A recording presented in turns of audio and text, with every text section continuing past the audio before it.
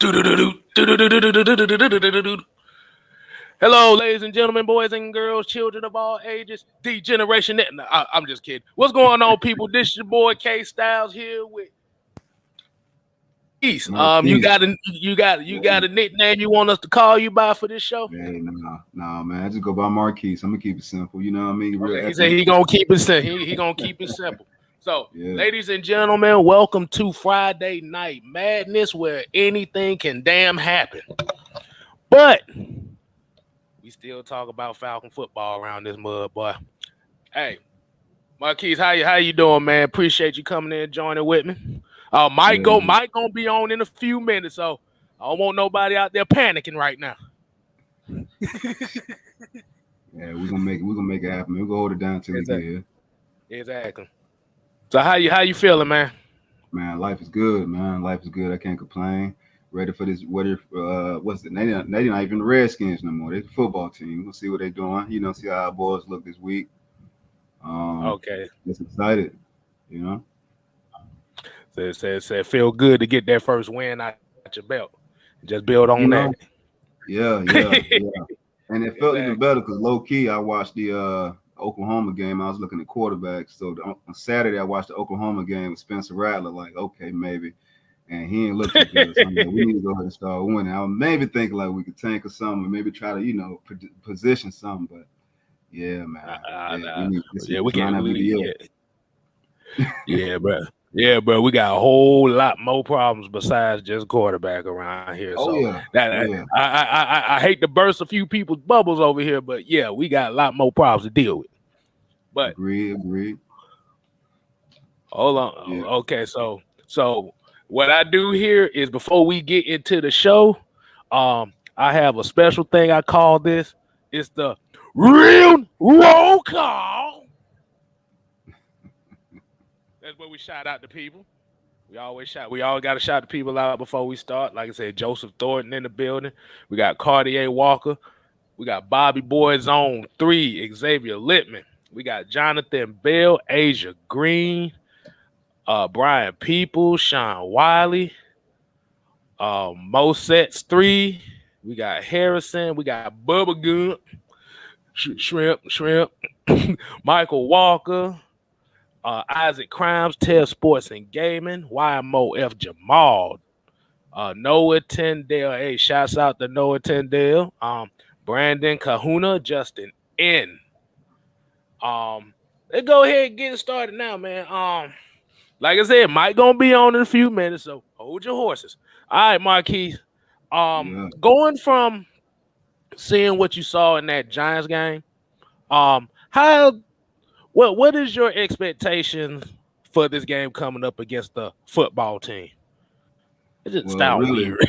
yeah, they do, man. Football, they need to go and change that, do something. But I think for the most part, man, we turned it on in the last 10 minutes of the game. We really didn't look too hot the first 3 quarters. So we're gonna see if we can string that good momentum on and carry that over to the next game, and hopefully have a continued sustained successful 4 quarters. Be productive or whatever. So, because the first 3 quarters weren't too hot. We didn't look good on no sides of the ball. You know what I mean? So, we didn't even have Kyle Pitts, who our number one draft pick, the highest tight end ever. He didn't even get no looks until the last few minutes of the game. So we can't have that. We got to go in and use our weapons, continue to execute. Hopefully the defense show up. I need Debo to, be Debo. But we know he's capable of doing it.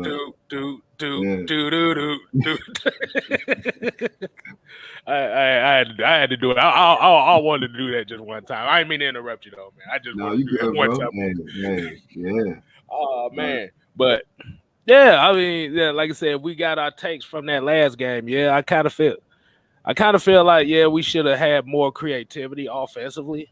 Like you said, those last few minutes of the game, I think that's where we kind of saw what type of creative juices that these coaches got as far as getting these guys open. Like you said, Kyle Pitts really only had 2 catches, and they were 2 of the biggest catches in the game. So that should say something else too, to put the game on the line and let him go out there and do what he got to do. like I said, too much. The defense held their own. It was pretty much the defense just pretty much held it down the whole game. Like I said, just waiting for the offense to catch up and finally do what they got to do. But Absolutely.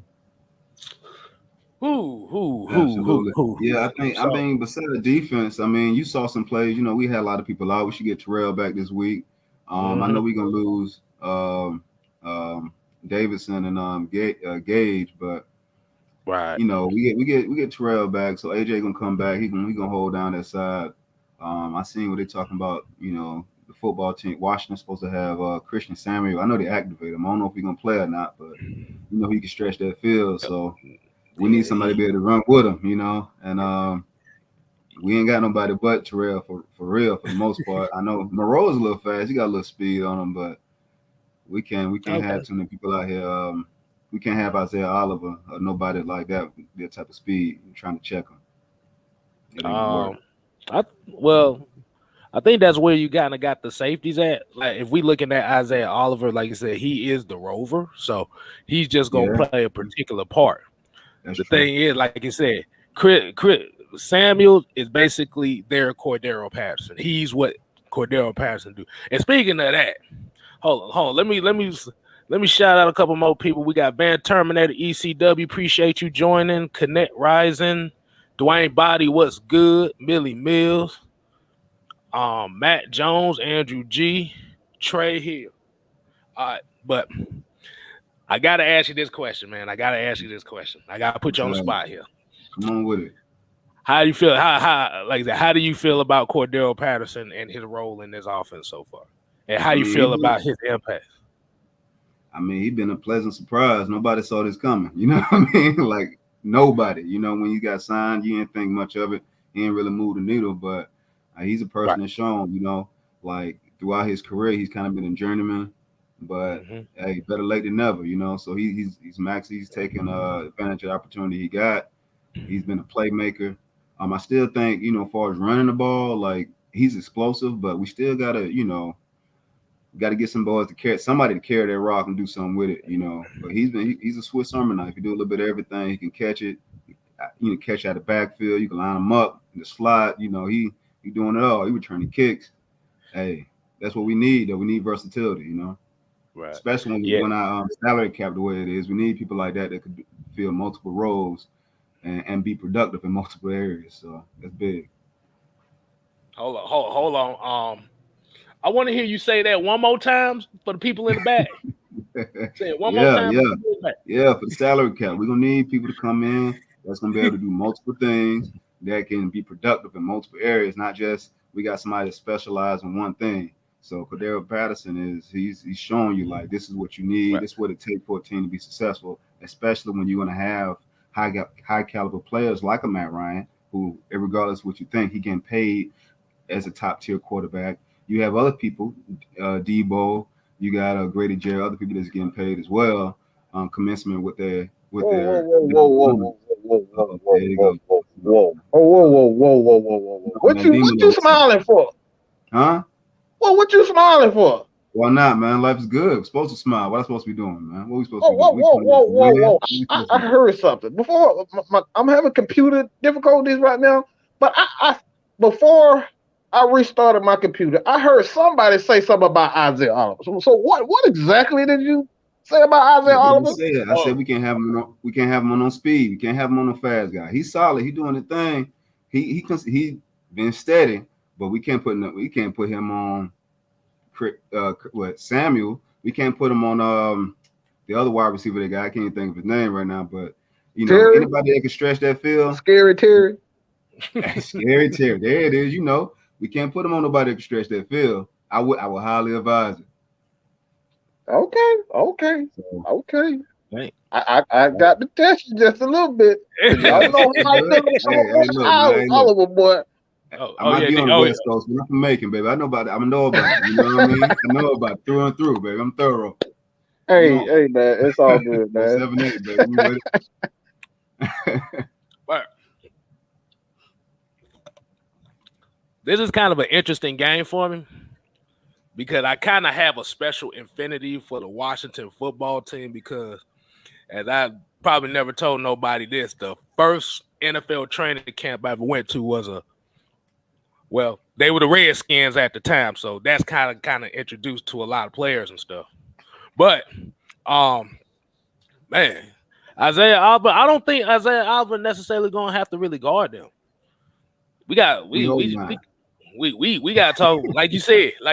Doom, doom, doom, doom, doom, doom, doom, doom. They're gonna put Debo on him. They're gonna let Debo do his damn thing on him. See what he could do. I think Isaiah Oliver is gonna be more so just trying to control the middle and try to frustrate Logan Thomas. That's gonna be his big thing right there. Yeah. So, honestly, I think it's going to be a kind of an in and out thing. What people don't realize about Debo is that he kind of controls the middle of the field, even slot receivers.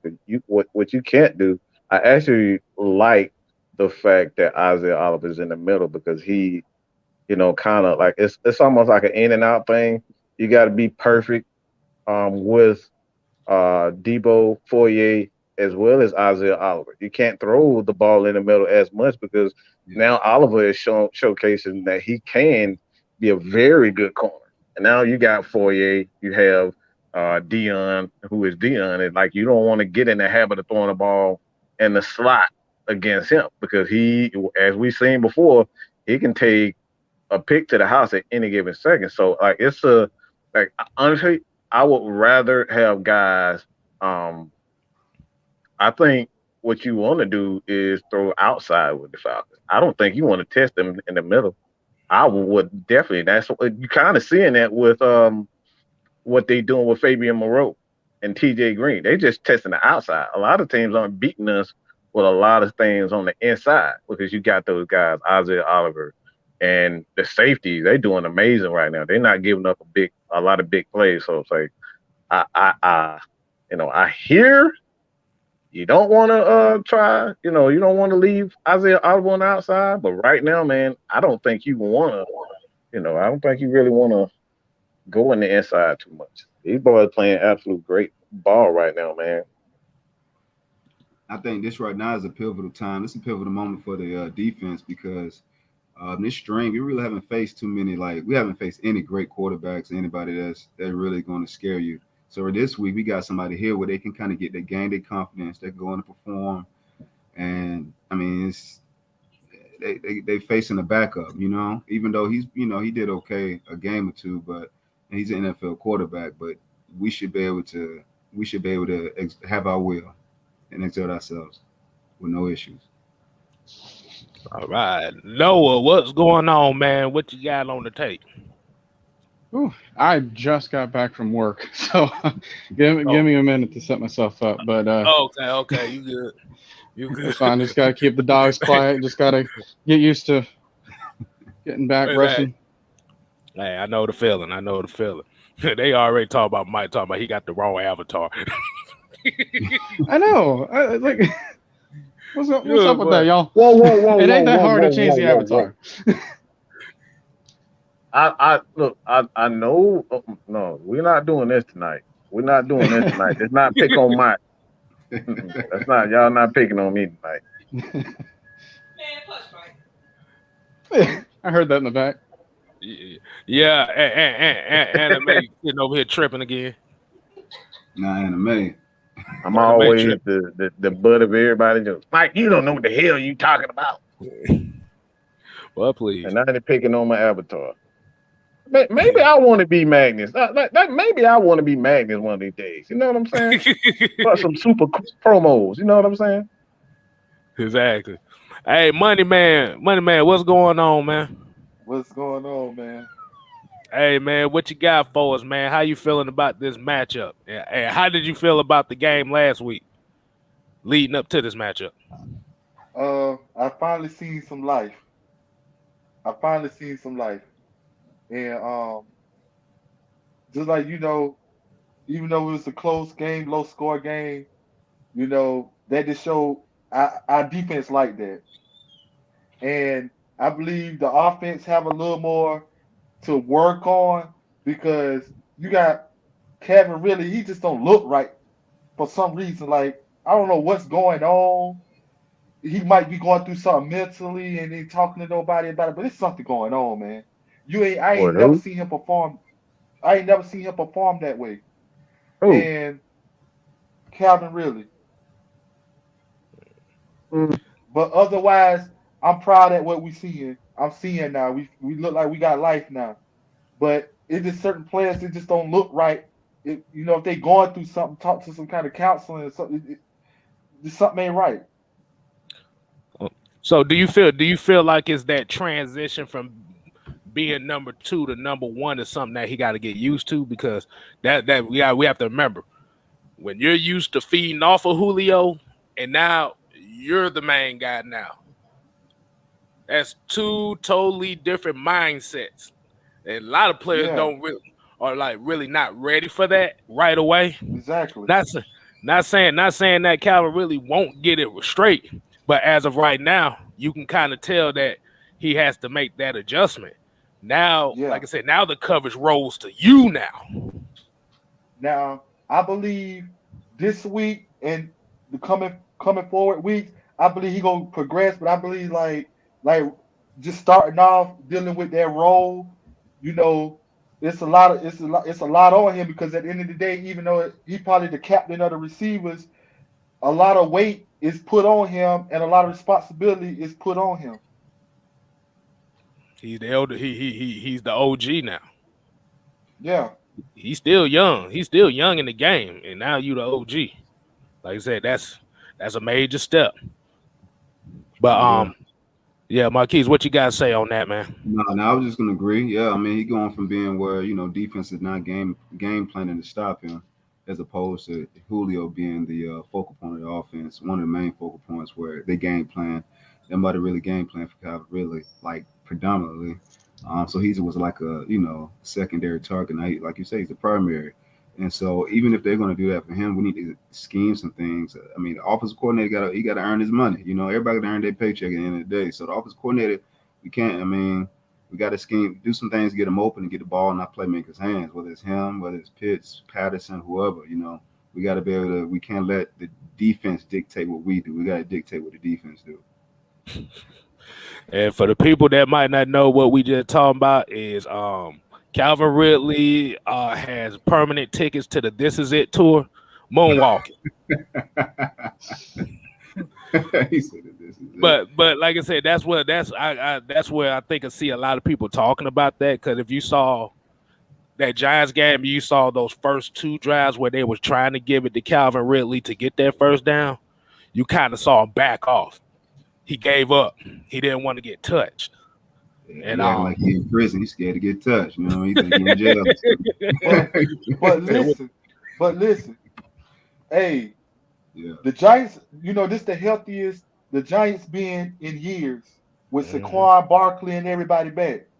Mm-hmm. And they had him contained. I was impressed with that defense. I could see the progress already. And it's happening week by week by week by week.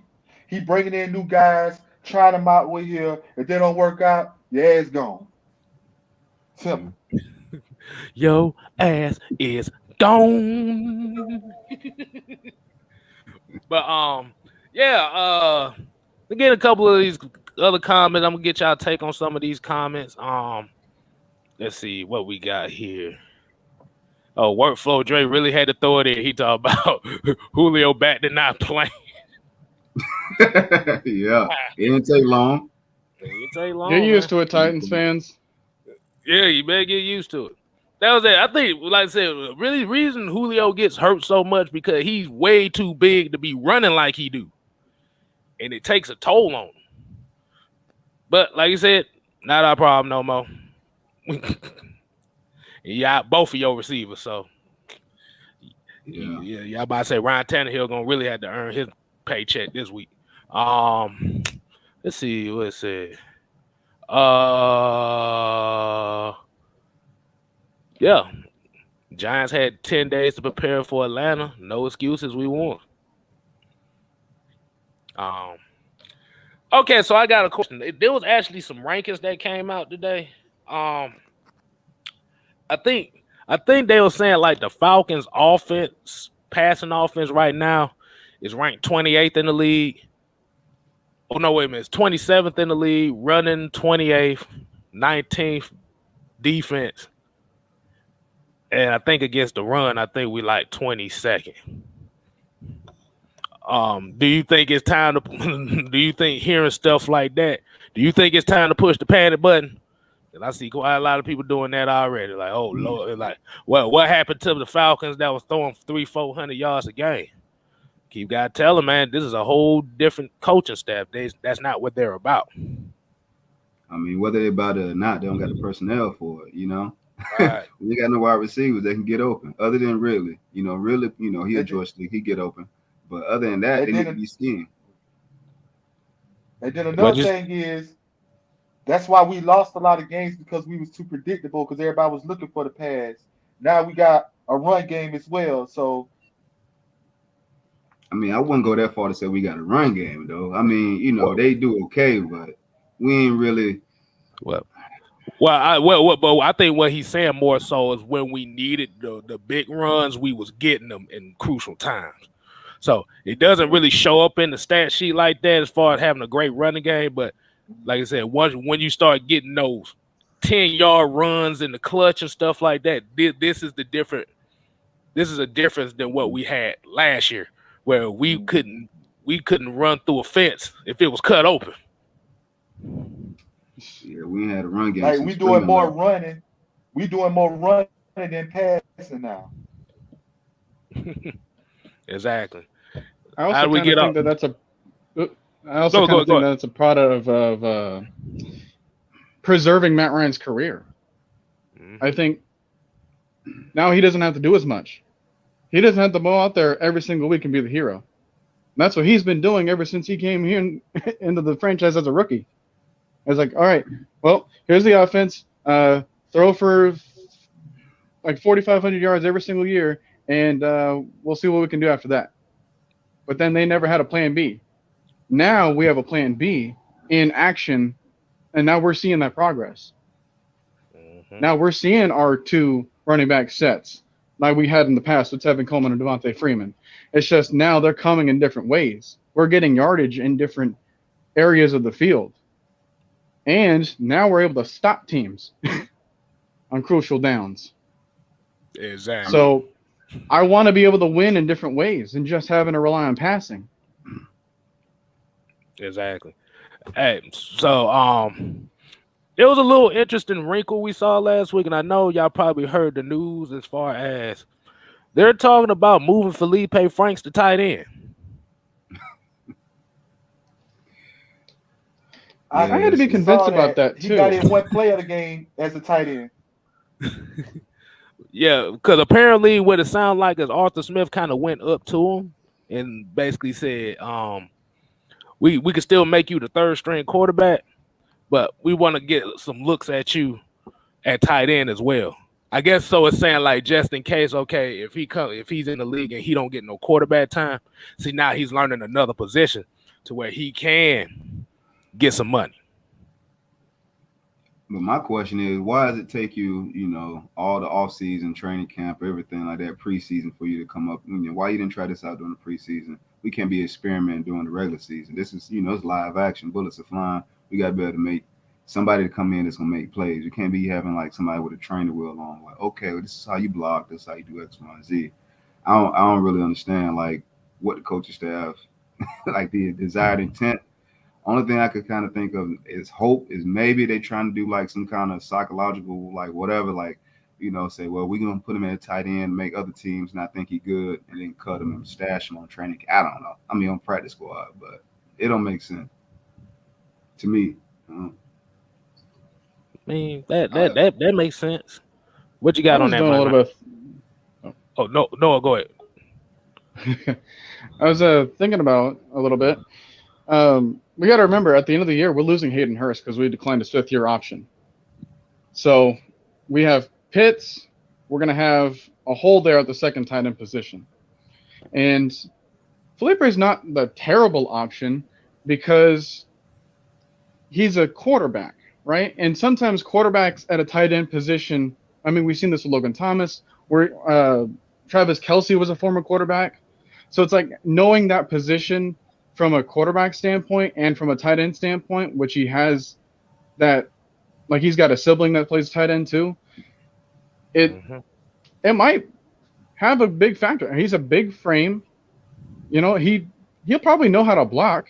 It surprised us at first, but you know, in the first snap that we've seen him in, we didn't even run to his side, which was nice. But hey, he showed a lot better form than the other Florida quarterback that tried to convert to tight end and Tim Tebow, you know, and he was having to block Logan Ryan. So I just think that when it comes to figuring out who you have in your roster, you want to exploit your talent in different ways. You know, I think that with Arthur Smith trying to be you want a creative offense? Well, this is what I'm thinking. You know, like what do you have? What else do you want me to put? I want to put my talent on the field. But that being said, I want to put my best talent on the field while I still have them. Well, I mean, if we focus on second string tight end in the future, we got big issues in second string tight end. You know what I mean? We got a lot bigger fish to fry. I mean, I guess that's true. But I think if that's the case, the coaching staff might have their priorities wrong then, because we playing a long game for second string tight end. It's like, for what? You know, like what about offensive line, defensive line? You know, we got some holes. We got some real legit holes to fill. So yeah. I think they're going to be more so focused on the trenches here the next couple of years anyway, because we got to build that foundation. And we need another receiver. Hold on. Yeah, we damn sure do. In a major way. But I know y'all ain't probably hear anime over there with the witch laugh over there. Talking about y'all can't hear it because she over here laughing in my ear. But Washington football team. Who you think the main focus of the Falcons should be pertaining to the Washington football team? Who is a guy on their team that we have to watch out for? Besides Chase Young. I'm going to throw that in there. Besides Chase Young. I mean, the whole defensive line. They got Montez Sweat. They got Matt Ioannidis. They got, you know, the whole defensive line is like, they solid. The boys trained to go. You know what I mean? They ain't got no slouches up front. So their front four serious. So and our offensive line really it's been Jekyll and Hyde. We don't really know which one's gonna show up, but so we'll see. We'll see we'll know what we got after this game. Okay. Man, y'all know I gotta put a little oomph on this thing, right? Just a little bit. Little tidbit. Yeah. Why the fuck do we have to worry about day defense? We got 3 first rounders on this offensive line. I mean, let's be real. We got 3 first rounders. Caleb McGarry is no slouch. We've seen what he can do against Jordan. Real talent. We know what Chris Lindstrom is. We know what Jake Matthews is. So why? This is the thing. My thing is always respect your team, your opponent. But why do we have to worry about? See, these are the things that I talk about. We just because we look at our record and say, okay, this is our record. This is what we are. A lot of times, teams are not what they record are. We see it with Washington right now. Washington got 2. We got Montez Sweat, they got Chase, and they got Payne. So why that defense looking like trash right now? The defense is trash. Absolute trash. They're playing like absolute garbage. And I see people up here talking about stop it, Mike, stop. They playing like absolute garbage. Chase Young has 0 sacks. None. So why do we have to be constantly worried about them? We have very good players. But when it all comes down to it, do they really buy into the system? And that's the same thing for Washington. Do they really buy into what he's preaching?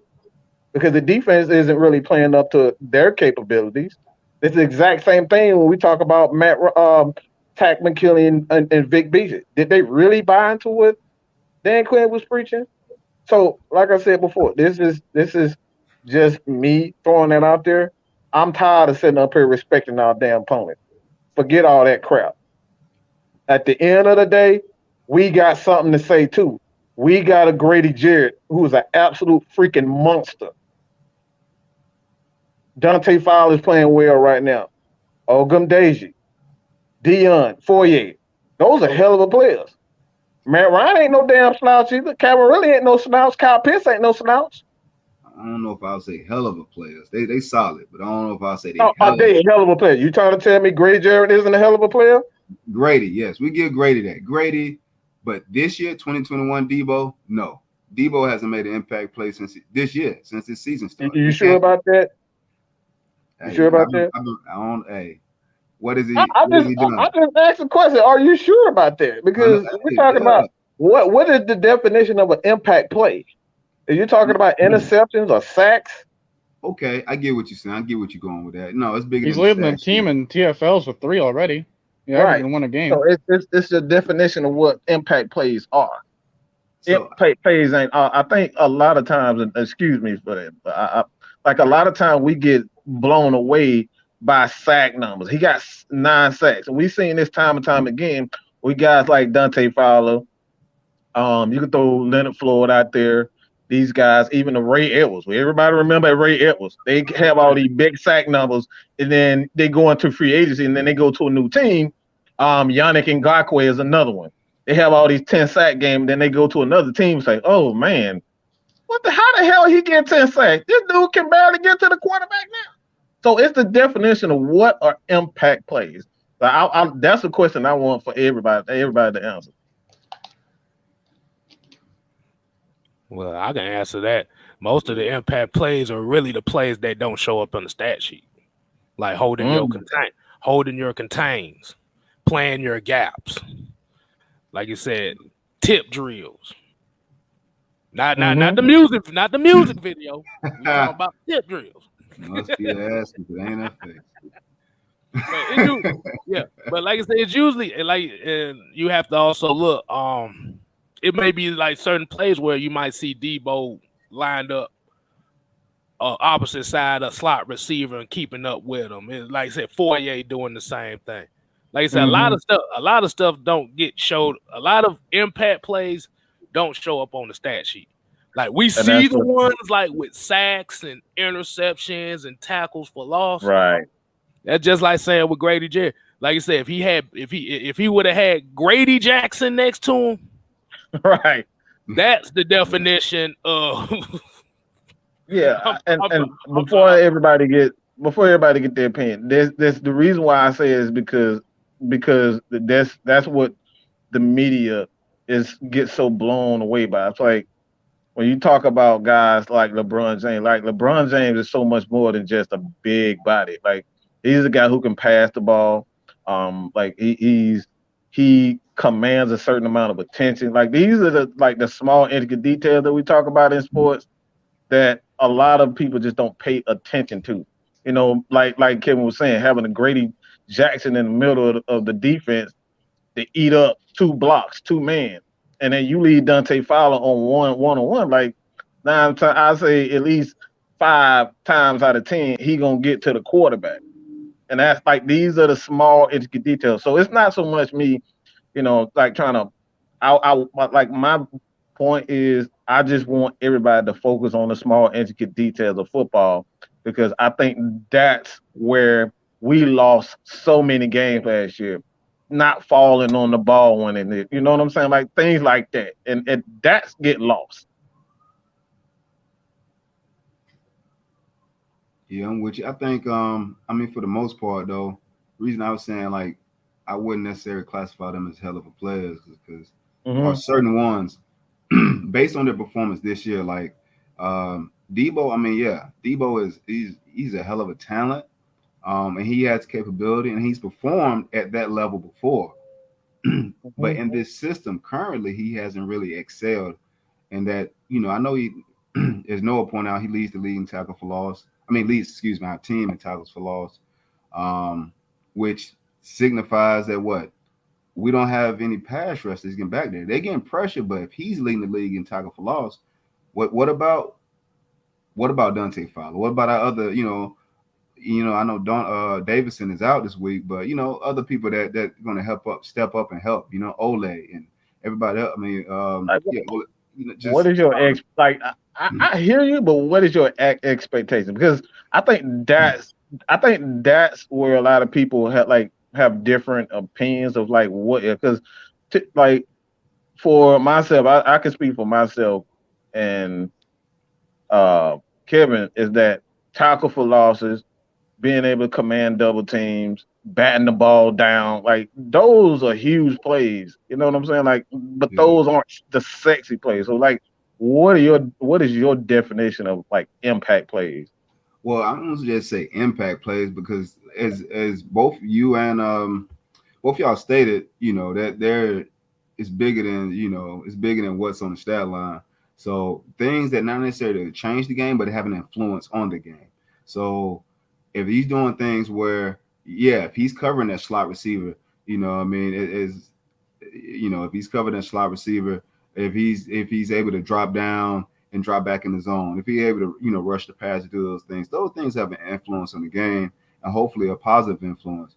But also if we have, where if you've seen he had throughout his career, you can look and you see a game, you see Debo flash consistently. Mm-hmm. Him and Grady, those are pretty much our two anchors on defense since Weatherspoon and Willie Moe, so it's been him and Grady. And this year you see Grady coming alive, Grady getting it together. Mm-hmm. You see Fowler looking solid, Fowler look good. He always, to me, not only always, but majority of the time he played a run pretty good. Fowler did. It was just where it was a pass that he kind of, it'd be subpar, kind of, hot and cold. But other than that, I just think we're void of talent on the defensive end. We have a lot of resources spent on the offensive end, but on the defensive end, we're void of talent. And that's where, I know you stated, why should we be concerned about somebody else's defense? If we're not stepping up, we're not going to hold it down. Or we should be concerned about what somebody else got in general with this defense offense. We have to concern ourselves because other people have players too. They earn their checks too, just like the players for the Falcons got to earn theirs. So, yeah, okay, yeah. Because I was also gonna say, did y'all see last night's game between the Jaguars and the Bengals? Yeah, that was good. Yeah. Game. Hey, I said start CJ Uzama, people. Stop bragging, Noah. He always got to brag. He's doing the fantasy drop. But what was turning point as far as that helped Cincinnati get back into that game? That 4th and 1 stop on the goal line. Yeah. Like I said, that's little stuff like that. Let's see. Okay, Money Man, you want to chime in on that? Chime in on that question. All right, what was the question again now? What do you consider as impact plays? What's your definition of impact plays? My definition of impact plays was what we did last Sunday. We forced the Giants to a 3-and-out because they was gonna go out there and gonna run the clock out. Mm-hmm. And that was an impact play. That 4th and out was an impact play to put us back in the game. Mm-hmm. Interceptions, anything like that, impact plays that could change the momentum. That's my definition of an impact play. You said the key word right. You said the key word right. Yes, sir. Yeah, he did. You said momentum. Yes, sir. That's all it's about. Like you said, football is a momentum game. As Falcon fans, we should know what that is. I'm not finna bring that up. We should know. Why everybody on here hiding faces and behind cameras? I'm trying. I'm giving my time. I'm about to show my pretty work. I know you know her. Everybody else camera shy all of a sudden. What's going on, people? You're not finna interrupt. See now y'all had to bring anime in here now. No. Anime had to get this hell together. That's what anime had to do. Oh, get the hell out. Hey, I'm just playing. What's up, Asia? What going on, girl? How you doing? You know, I had to show my face a little bit. Y'all know I be missing in action, but I be in the back, just letting everybody know I'm alive. But impact player, I'll go ahead and answer that question.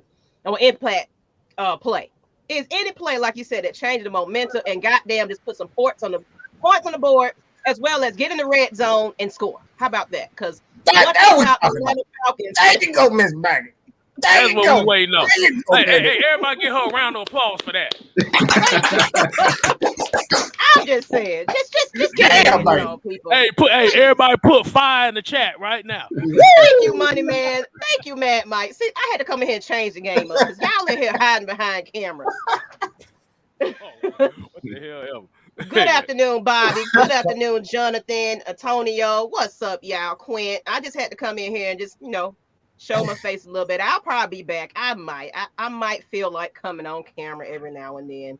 I don't be doing nothing half the time. What's up, everybody, though? What's going on with everybody? I know I'm all late to the game. Look, y'all. Go ahead.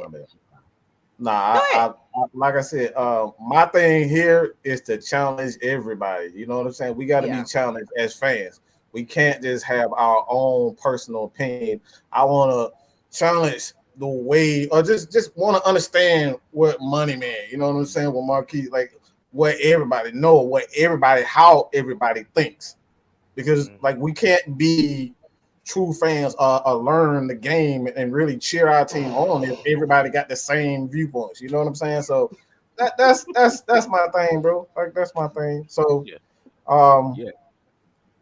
everybody got a different take. Yeah. Mm-hmm. I'm just happy to see, like I said, some red zone action, man. And Miss Maggie doing the impact play. Thank you. Y'all know what? I'm the star of this show, obviously.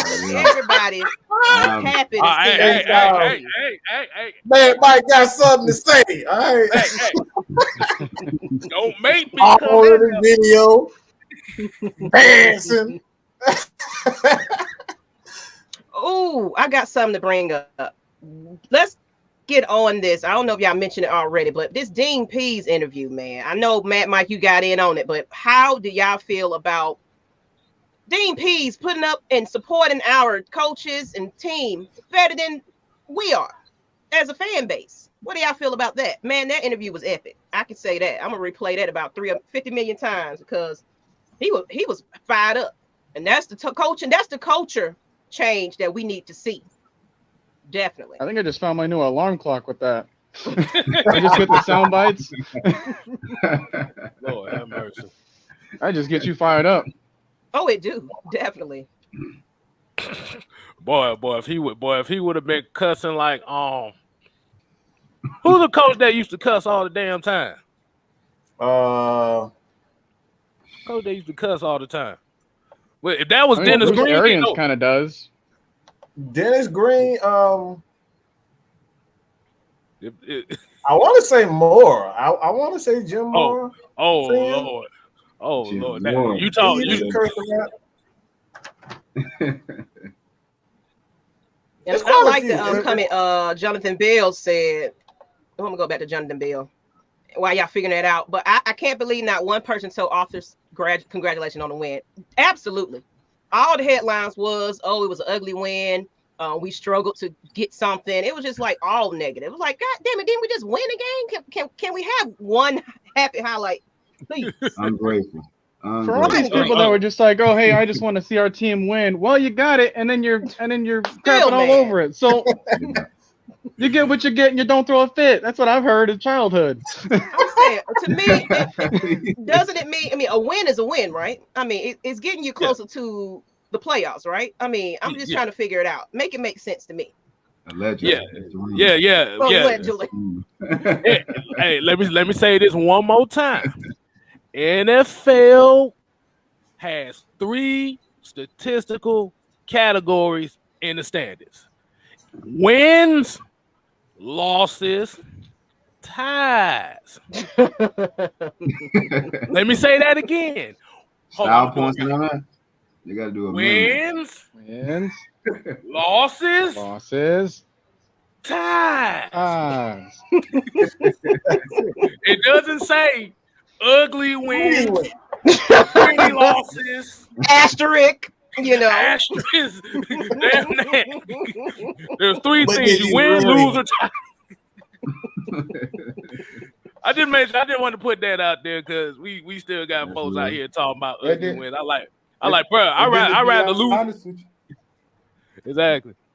Go ahead, Money Man. I said, I want to call you Money Man. Money Man. I keep calling you Money Man. Money Man.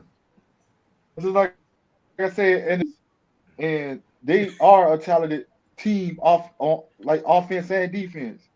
But we came out on top by a field goal or maybe 1 or 2 points. You know, every opponent you ain't gonna blow out. You know, if you ain't never got blowed out, if you ain't, you know what I'm saying, you ain't playing no.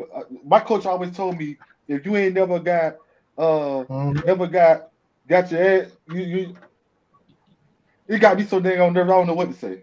You ain't got your ass handed to you. Right, bro. Take it if you ain't got your ass handed to you, you ain't playing nobody. You ain't playing nobody. Yeah. Yes, sir. Exactly. Like I said, the character of a team comes after those type of losses. Either you gonna get back up or you gonna stay down. I was told. You always learn more from a loss than you do from a win. Like I said, the Falcons could have won 3-2. It's a W. I take it. That'll be a very, like I said, that'll be a very interesting game. 3-2. Going back to the 1920s highlights. Oh, no. We don't need that. And then 2, that's not a compliment if you're getting 2. Like, well, damn, the other team helped you with a win. All right, with a score. Exactly. A seat Poe Basie was, I guess he's saying that Dean Pease was talking about Hugh Douglas. Man, y'all, Hugh Douglas, he been doing that. Like, he been doing that whack crap. Yeah, he Eagles. That's what he does best. He been doing that. That ain't nothing new. He ain't part of the fan base. He that man, imposter. Yeah, that man. I did wonder who he was talking about, because he was consistent about a certain comment. I was like, who is he targeting? He's talking about everybody. He talking about everybody. It wasn't just Hugh. Like, he was talking about it because, look, we all know, and the media, especially Falcons media, you say that you are a Falcons fan, and all you do is print up, oh, this sucks. This is an ugly win. This person sucks. We need to get this person. Blah, blah, blah. That's what we talking about. You know what I'm saying? Like, you got, at the end of the day, like K-Star said, what does it matter? Do you think that, Tom Brady up here caring about they got caught by Spygate? They still got them damn rings, so he don't give a fuck about no Spygate. You know what I'm saying? They say you ain't cheating, you ain't trying. That's what I'm saying. Get your win by any means necessary, especially the Falcons. And we get a little bit. Let's get us an asterisk win. I'll take that. I'll get it. Exactly. Who played, but we can steal. Right. Hey, okay. I'm gonna say something too. Because the way Dean Pease kind of attacked those type of questions, because you heard Dioletto Ledbetter in the background, he was shivering in his boots. Yeah. They got quiet. He was shivering in his boots. Questions. Because you know him, he is negative Nancy. No, because Dean Pease said, no, I'm not mad. He said, are you sure about that? But he already sounded like he was running out the back door. but at the same time, our team, just like I said, the Falcons ain't got no choice but to get better. We basically, to my opinion, I believe we got the hardest division in the NFC. Oh yeah, I think no doubt about that. Absolutely. Because you got maybe the Carolina, West might have something to say about that. But you got Carolina, they undefeated. San Francisco okay, but they ain't consistent. They okay, but they ain't consistent. But yeah, you got Carolina, they undefeated. You got Tom Brady, they still playing good ball. Yeah. The Saints, they could be anything at any time right now. Just because they got. Right, I ain't worried about them. I ain't worried about them. I just had a thought. Didn't Dean P sound like a coach that we kind of clamored about earlier last season?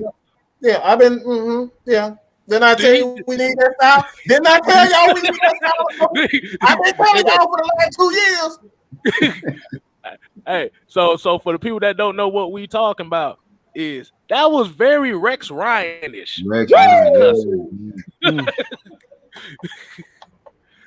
But telling you. But yeah, man, like I said, I think it's gonna help this defense a lot too, because now he knows that now they know they have a coach that has their back. I like Dean Pease because he like he even said he don't care about no social media. He is old fashioned, straight to the books, straight to the plays. Just get out there and do your damn job, and that's the culture we need. All this cute little fancy little catchphrases and everything else, and cueing it up, and you know what I'm saying. What do Falcons do? Rise up! Rise up! Fuck out of here! We got $5. $5. Holla. Casual Matt said I was a no. Are you catching on? He said I was a hard doubter for the Falcons, but after listening to what DP said about the team, I'm all in. Oh yeah. But like I said, that like didn't it feel good to actually listen to a press conference where it didn't sound like, well, we tried our best. Win. Yeah. Awesome. Let's go. Let's go to Chuck E. Cheese. Yes, I don't want to hear that, man.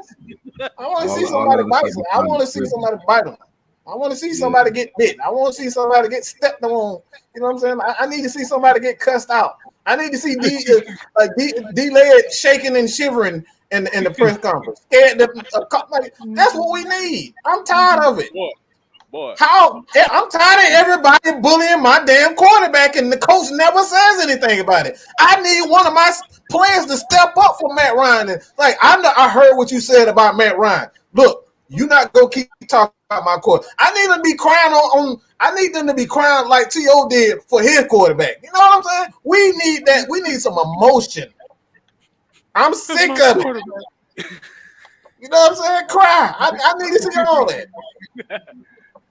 The fan base been spoiled, though. That's the problem. They've been spoiled. Matt Ryan came in day one, been performing. He been holding it down since he got here. He been performing top 5 to me, you know what I mean, for majority of his career. And yeah, I mean, things ain't going, perfect, but that's just such as life, you know what I mean? But right now, everybody want Fields, they want this, they want that. It ain't just that easy. You can't pick up and get a quarterback. You still can win with Matt Ryan. Worst quarterbacks have won Super Bowls, and that's a proven fact. So Matt Ryan is still capable of leading the team to where we can get to. Yeah. Trent Dilfer. We got a defense. That's it. He said Trent Dilfer. Yeah, exactly. Trent Dilfer. Yeah. You know what I mean? So yeah, so crazy. But yeah, I absolutely agree. I mean, because it's like kind of like look at the rookies right about there. Right now, that's coming in right now. I actually thought that Trevor was gonna get something, but I went to bed on that game. But the rookies are struggling. Yeah, because they, and like I said, and Mark Sanchez made a good point about this on the show he was on. The issue is that and this is where I kind of asked Mike the question last night. I said, Did the hype of Patrick Mahomes really ruin the reputation gap for these quarterbacks coming in? Because now everybody wants that next Patrick Mahomes. But the problem is when you have such a high expectation like that, especially if they never played down in the NFL, like I said, it's just going to end up with disappointing results. Joe Flacco. Yeah. Yeah, I think like put any quarterback in his O-line, he ain't gonna survive right now in this Falcons O-line right about now. Yeah, any quarterback right now ain't gonna survive. Didn't mean to cut you off. Go ahead, Marquise. Oh, you good? No, it's just I was just gonna say that pretty much you took it. I mean, you said I can't summon them no better. You know, without that offensive line, without some weapons, other than Calvin Ridley. I mean, Pitts in theory, hopefully, inshallah, he come through. You know, but it's just one of those things where we gotta have some talent around the quarterback. We gotta have a defense that's gonna be able to hold it down. And really, I prefer, you know, if folks look at a scrambling or mobile quarterback, you want somebody that can extend plays. I wouldn't really want a scrambling quarterback because you look at the career length of them, the career track. A lot of them, they nose out. They don't last that long because they get hurt running around. You know, they just you know. What you say? Did he say what I thought? Did you say? Did he say what I think he said? He didn't want a mobile quarterback. What? Hey, bro. Hey, Maggie, he about to sign an affiliate contract right about now. He said, I said it before the show. I was like, you know what, bro? You win my book. Yeah. Hey, because I was about to say, when we did that interview with Chris Jaff and Keenan Forney, didn't he say something about the mobile quarterbacks and how they're harder to block for? But I know for me personally, that's one of the hardest. Yes, sir. He did. He did. And we're not talking reach about back out to them. I want to bring them back. I think we might bring some of them old heads back. I think just to read, you know, because we was doing that when everybody didn't really know about AFN yet.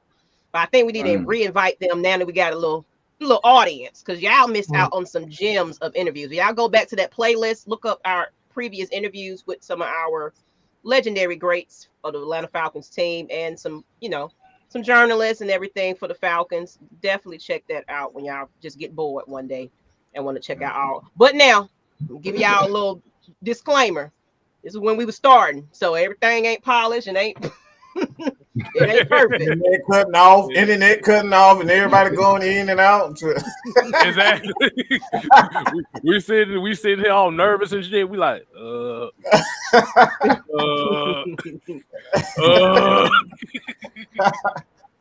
And Falcons getting their first interception versus Washington. All right, I'm gonna screenshot that, and we're gonna look for you on compost. I'm about to say, Deonta, I'm about to say, who's gonna get the interception? I think Oliver.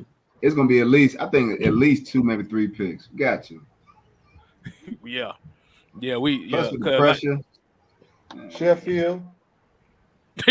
Oh, we got a Sheffield. Is he We playing? got a Sheffield. Okay, we got a Sheffield. Anybody else think who's gonna get it? I already kind of locked in my answer with Oliver. And I feel like I got to trademark it to Mad Mike now. I feel like his name is then copyrighted by Mike.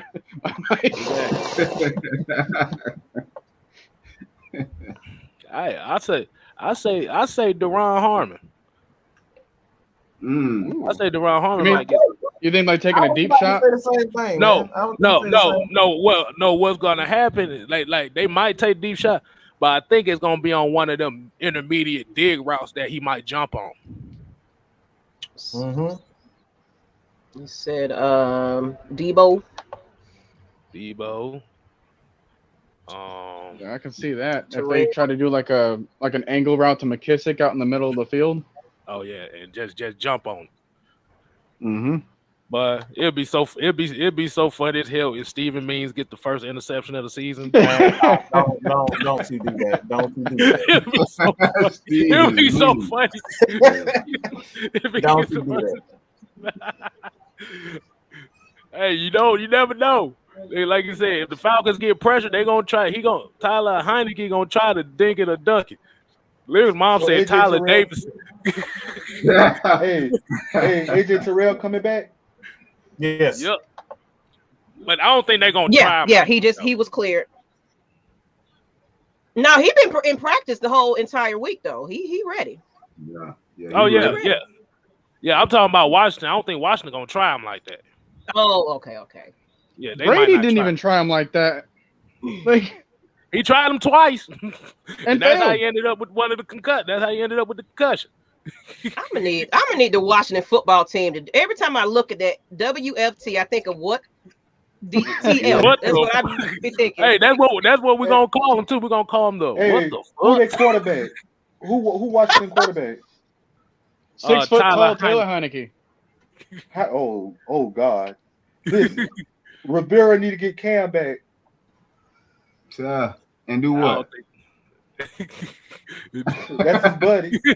With some hats, he what, for a hat collection or something? What he gonna do? That's his If they buddy. bring Cam back, Tyler Davidson really is going to get his first interception. He can't throw over the line. No, you know Cam like to miss high. He ain't gonna throw it to Tyler. He might throw that shit to Arthur Blank before he throw it to Tyler. Oh, like it'd be like, oh, That up in Mr. the Black, rafters. happy birthday. This ball's for you. He gonna throw that up in the owner suite. I don't think they're If gonna the really. punter trust way shanks a punt, they might put Cam Newton on 4th down to just throw it deep. Exactly. No, we're going to pick it off. Exactly. Well, be fair catching interceptions with his ass. Like, wow. But hey, yeah, same page, yeah, Harmon, definitely. But if it comes off a tip pass and and Tyler Davidson or Steven Means get it, this is gonna be a funny game. I'm just gonna say it now. This game is gonna make me laugh. They say it reminds me of Grimes. Blasphemy. You gotta Yeah, put some respect that's what I on was looking his at. name. Mhm. Put some respect on Grimes' name. Oh yeah, Brett Grimes. Brett. He ain't call him he ain't earned Optimus Grimes for no reason. That boy's bad, man. Hey, look, ask Calvin Johnson. Yeah, that's when he locked him up. Optimus Grimes, baby. Hey. Look, 5'7", 181 pounds. Out jumping Megatron, bro. What the?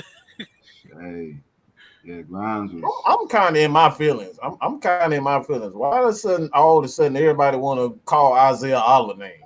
Don't call his name now. Don't do that now. Y'all, everybody was saying suck. These same names that I'm saying, y'all said he suck. Don't call him a boy name now. Don't jump on the bandwagon now. Hey, look at it like this. Now they gotta put more respect on your words. I like that. Like I said, his name was might as well trademarked. They're gonna come back. Man, Mike, you were right. You were right. Yeah, they say he's a wizard. He saw that shit before anybody. Bruh. I had a whole powdered toast award exclusively for Isaiah Oliver. Ever since then, he's been balling out. I never got so many ugly looks before, boy. It's like, man, have you seen this boy play? I was like, look, I know that. I know exactly what I was seeing. But he looked absolutely perfect in that. Even before they made that decision, I was saying he needs to be in the slot, or he needs to be a free safety, one of the two. Because he's going to be in that slot, he's going to be one-on-one with somebody, and a lot of times it's not going to be that number one receiver. That's perfect for him. Yeah. But that's like I said, it's all about putting guys in a position where they succeed. So this is one of the main reasons why I say I don't really care about their players. And there's one thing you get carried away is we put too much emphasis on their players and not understand, like, we got players too. I don't want to get carried away because offensive coordinator, defensive coordinator, their job is to get the best out of their players. We know what we got. So we need to get the best out of what we have because if you have a whole game plan like the Falcons did, that dumb shit against Seattle, that dumbass shit talking about he had a game plan for some damn Chris Carson. You got the whole quarterback, Russell Wilson, and you afraid of Chris Carson? Hey, look. Really? Yes. I want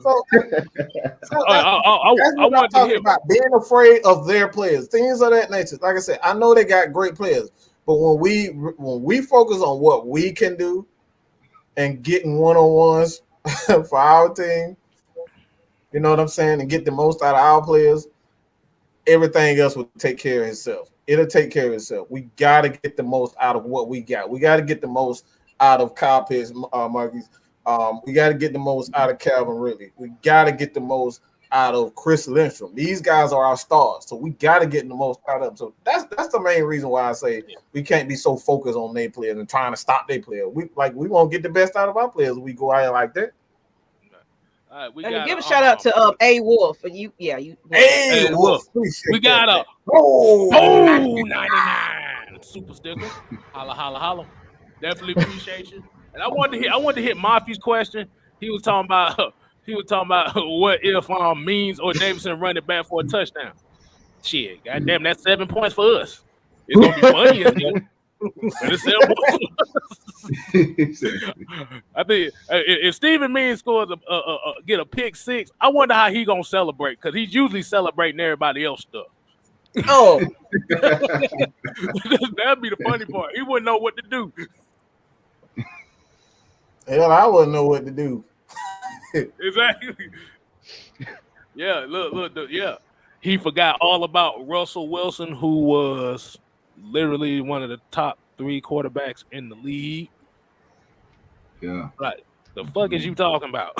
I heard that. I said, oh Lord, this is gonna be a long season. This motherfucker just said, I was worried about Chris Carson. Like Mike said, I was worried about Chris Carson. I don't even think I got like 10 touches that game. You could have said DK Metcalf. You could have said Tyler Lockett. Somebody. Chris Carson. He might Chris well say Carson's he not. was Pete Carroll. Exactly. And Chris Carson's not a bad back, but I'm just saying, bro, you literally have an MVP candidate quarterback playing next against you. Mm-hmm. Wouldn't the game? Didn't Chris Carson score anyways? Yeah, I think he scored twice. Yeah. So what happened to the only game plan that you had? Right. They had and but they game plan on defense was send Jamal Adams on every damn play. Every blitz. He was literally their line. He literally their linebacker.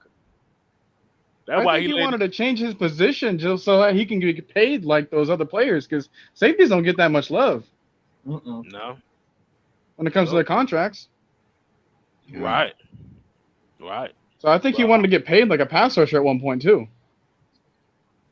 Oh, absolutely. Yeah. Because he gets used like that. But you know how it is. NFL is all about the position. That was just like Jimmy Graham saying he wanted to get paid like a wide receiver. And you see what happened to his career after that. Oh, Lord. Yeah. You gotta play your position. All right. So you want to go ahead and open it up a little bit for the people to talk and see what they got on their mind. See, yep. All right. So like I said, this is the different concept. Wait a minute. Is the Q&As y'all gonna be able to ask us personally? The Q&As, you don't have to be on camera. Okay. My bad, y'all.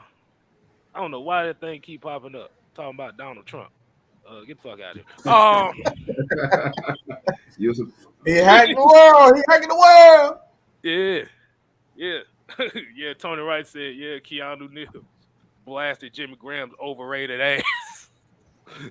Ass. Yeah, he damn sure did.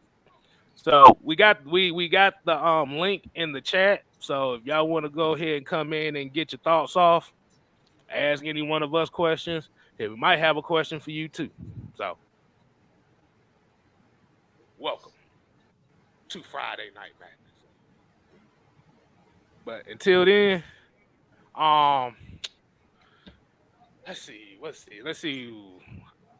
I'm trying to think of a question here, because I think I about damn near asked all the questions I was gonna ask to y'all. Oh, okay. So, we talked about Calvin Ridley earlier. Do you feel like that? Oh, you know what I want? It was a question before. I forgot who did it, but I'm gonna go ahead and ask this question. Do you think Dave Ragone? He basically asked, do you think Dave Ragone needs to have a little bit more say so as far as the offensive play calling? Nope. Hell no. Nope. Hell no. Yeah. Why? Yeah. Why? What's the point of doing that? He's the delegate. Yeah, like what's the point? This has been literally barely 4 games. What's the point of it? I mean, have we improved? Would you say we've improved, Mike, in these 4 games? Have you seen, or 3 games? Have you seen any improvement or anything transitioning from game 1 to game 3 that make you feel like we're on a right trajectory? You know what I mean? We're headed the right path, whatever. Absolutely. You do? I mean, every day. And that's just one word. That's it. He's not playing like absolute trash. Jalen Mayfield. We talk about a guy that literally got his ass stomped, kicked, crying. He was damn near crying on the sideline. And now he played well. The last couple of games, he played well. The NFL is about progression. It's about progression. All right. It's a game at a time. It is literally 4 games to employ an entire system. Let me kind of give you guys a visual of what the NFL playbook looks like. I'll just say this. Look, I got something for you. I'm gonna do a little K-style switch to it. You see these? These ramen noodles. An NFL playbook is about this damn thick, okay? It's about this thick. Over 200 plays, okay? Over 200 plays, all right? That damn thick. Kyle Shanahan's playbook is about 300 passing plays and different variations of passing plays. So we're talking about a playbook in 4 games that a lot of offensive players, they have to memorize the basics of those plays. So we haven't even seen the third of what he really want to call. Because now this is Arthur Smith's offense. All right, let's make this clear. This is his offense now. He's not running Tennessee plays anymore. He's running his plays. So now he gets to employ what he wants. So we haven't even really got to what he really wants to do yet. So when we get there, let's see. They were gone. Like again, what's the point? If we haven't seen all what Kyle Pitts can do, or we haven't seen what all Calvin Ridley can do, what's the point of even, bringing in a Dave Ragone to have any input in anything? Okay. All right, Vlad. Go ahead, Noah. To Mike's point, like think back to 2019 Tennessee. That was Arthur Smith's first year as an offensive coordinator for them too. And then we think back, like they didn't have a hard start either. But then over the course of the season, they start to show their upside. I'm still seeing that here. Like, yeah, I can take a look at a young tree and be like, well, hey, like I don't see this growing. It's all about the upside though. Like we're still seeing like the 4th week of the tree grow. We haven't seen like year 4 of the tree grow. We're seeing week 4. So we just got to give that some time, develop the playbook, get that in people's heads, and then that's when our talent can really shine under the scheme. All right. Hey, Vlad, what's going on, man? Vlad TV. Doing pretty good. That ain't Vlad TV. Is it Vlad TV? I wish. I'm about to say if it's Vlad TV, we better watch what we say. You know he like. Yeah, I wish I was getting that money, but anyways, but yeah, getting back to the Jalen Mayfield thing, like he's like I was genuinely concerned in week 1. I'm not even gonna lie. I'm not even gonna like start to lie, but like the amount of progression he's made in the last 2 weeks has been like insane. Like to give you an example, like his PFF grade from week 1 was 1.3. Second week was I think 31.2, and like this week it was 73.4. It's nuts how quick he was coming on. And like Mike was saying, like in order to actually pick up a playbook and get it down that quickly and that efficiently is a lot of players. Most players can't handle that, especially that fast, And but if I had to pick any position on this line that I'm the most concerned about, it probably would be McGarry, just because this is his 3rd year in the league, and it's not like he's like Mayfield or Hennessy. He's actually got a lot of starts behind him. So if I was Arthur Smith and I was worried about really any part about this line, it would be probably right tackle, honestly, because we all know McGarry can't handle speed all too well most of the time. So that would be my only concern. But as far as the line in general, like it's been a pleasant surprise, honestly, especially Mayfield. Like he's exceeded my expectations for a rookie. Like you can't ask for more. And he was the plan C. Exactly. And it's like, and like you think about it, like, man, he should have been plan A all along because this kid was smashing it. Right. I mean, it's wild. All right, Los Falcons, what you got for us, man? What's going on? Hey. Oh, hold on. We need to see that shirt. Do you got a belt on that shoulder too? Oh, no, that's the end. Oh, taking it back. That's the. I'm the A Wolf that did the super chat, but I just came in as Los Falcons because that's my other YouTube. Okay. Oh, definitely appreciate that, man, bro. No problem, man. How's everybody doing tonight? Oh, we is lovely, man. What you got for us? Oh man, I ain't got nothing really. I just want to see some improvement on all sides of the ball, defense and offense. So, my expectations for this team isn't set as high as past years because I've been a Falcon fan since like '91. That's when I first seen Jerry Glansville and them up. I'm from up Jersey, first of all, so I've been talking crazy to the guy all week. So, and I went to the game actually when we lost 28-2 when the Giants had their run in 2011. Oh, yeah. So I'm new to this YouTube space and everything, and so I just want to see improvement, man. I just want to see improvement on the offensive line.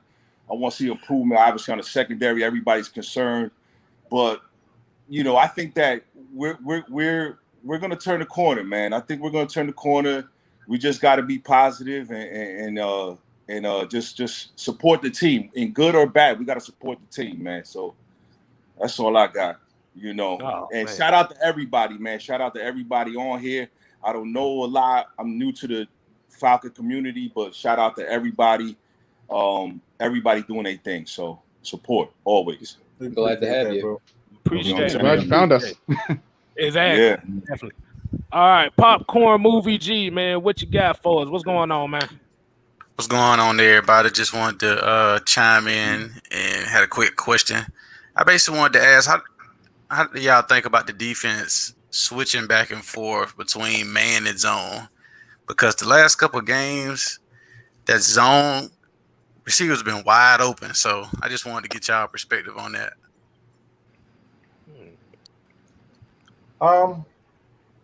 That's exactly where it needs to be. What you don't want to do. Again, we talk about tendencies.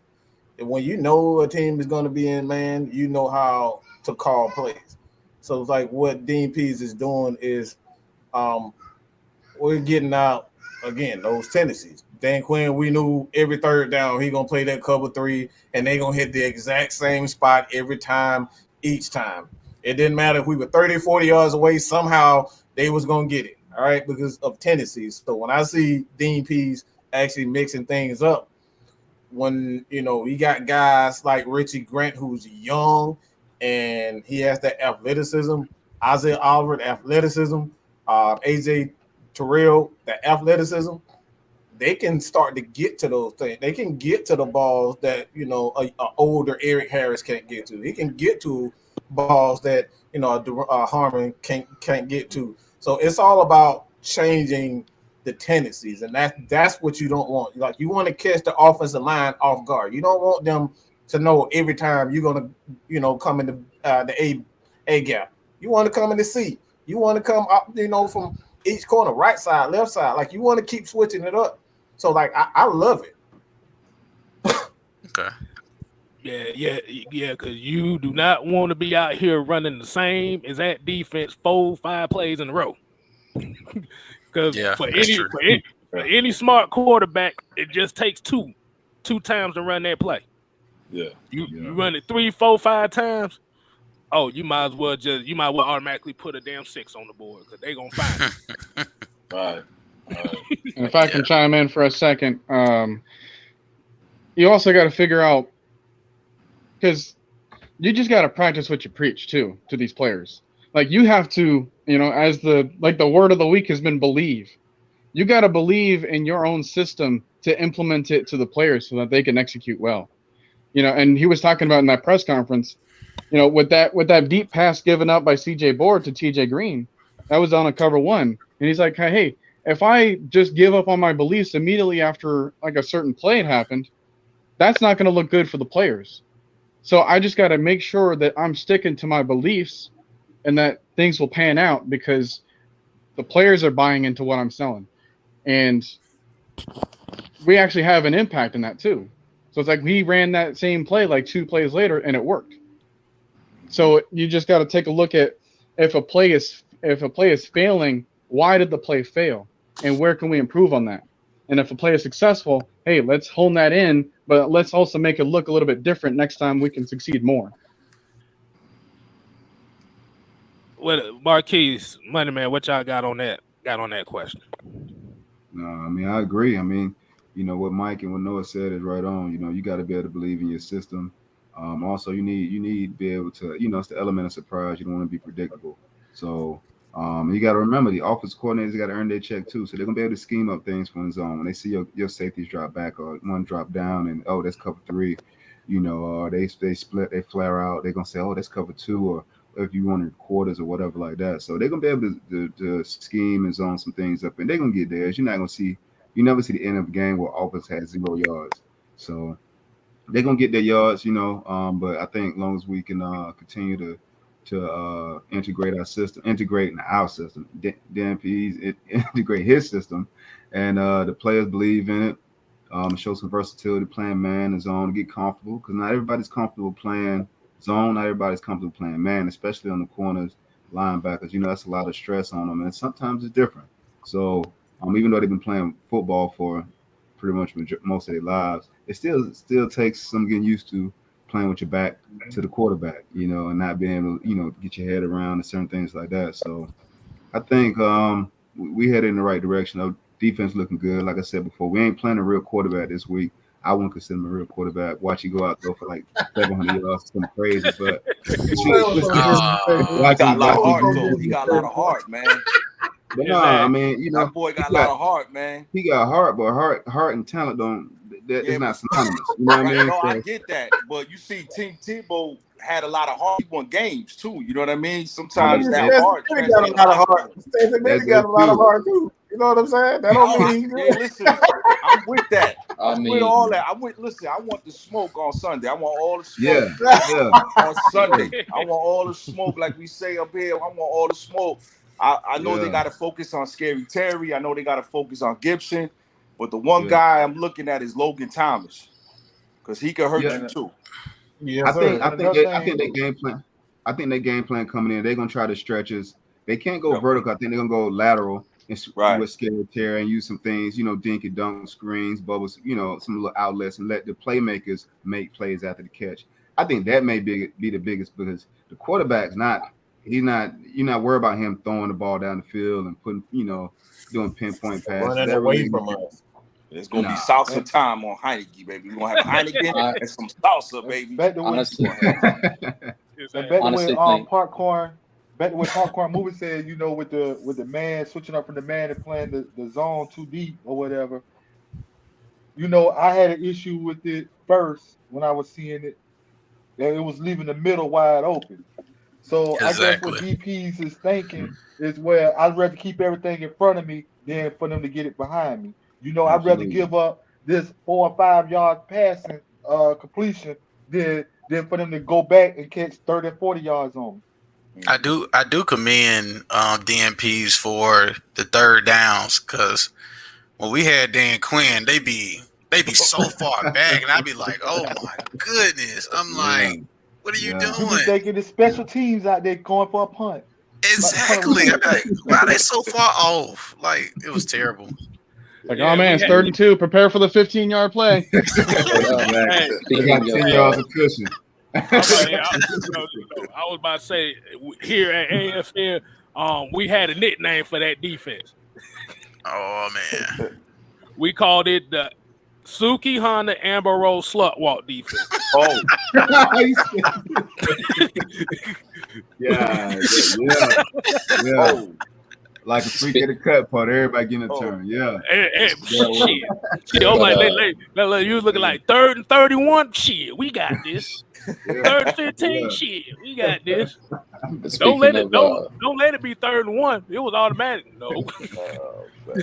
But speaking of secondaries, I think honestly, I think Pitts could actually put a real like sting on the Jets this week as far as their secondary goes. Football team, you mean, right? The Jets. No, you said. Oh, you talking about the next game? You talking about? I said speaking of the secondary, I said Pitts could put a beating on the Jets this next game. Oh, you talking about London? You talking about London? Be in the future. I mean, if we can't beat the Jets and they up here, come on now, like we gotta stop. I wasn't the biggest fan of Zach Wilson to begin with, personally. I don't know why everybody was on him like that, but the Jets on every quarterback. Hey, Mike, you better tell him. You better tell him what I said about Zach Wilson. The Jets on every quarterback up here. Yeah, I mean they really are though. Yeah, they're on every quarterback. That's the thing too. Like we were talking about earlier with Matt Ryan. I mean, a lot of these teams would take him in a heartbeat. Jets being one of them. Because they haven't really had stability there in forever. And Zach Wilson, yeah, he's a rookie, but you see what happens when you draft a rookie. It doesn't necessarily mean you're going to have success. You know how hard I got to fight for Matt Ryan's respect in New York? Oh, I bet it's crazy. I got to fight tooth and nail. I'm telling you, he's way better than Eli Manning. Oh, yes, God. Yeah, okay? yeah. And the way two better. Super Bowls really kill him, but he's way better than Eli. Let's cut that out. And I got to fight in every – because you got a lot of Falcon fans in the East Coast that they fold under pressure. They fold. Yeah. Okay? They fold like beach chairs. Once you see they see a sea of blue and green, they fold up. Yeah. You know what I'm saying? And sometimes I got to fight tooth and nail. Mark Sanchez, come on, man. Like let's cut it out. Matt is to me Hall of Famer. I don't care what nobody says. So, Agreed. I mean, the stats alone show that. Alone show that, man. So I he can make. Listen, he's got to learn the offense, and obviously it's a first-year offense, first-year defense, obviously as well. But man, I'm telling you, man, once they get clicking, I think it's gonna be. Oof. Everybody don't forget the Justin Fields. Everybody forget that. The thing about it, as far as this offense goes, I mean, take it back to 2015 when Shanahan first showed up. I mean, everybody was calling for his head. Mm-hmm. But once the system was implemented and installed correctly, I mean, we've seen what happened there, in 2016. And grant you, they were comparing this to the greatest show on turf. I mean, I can't think of a bigger, compliment than that, So, I mean, I would legitimately see, traces of this offense being, not, I wouldn't necessarily say to that level, but, up there, you know what I mean, as far as, once it gets rolling right. Yeah. Because, I mean, you see what happened when he was in Tennessee. I mean, all he really had was Derrick Henry and AJ. That was really it up there.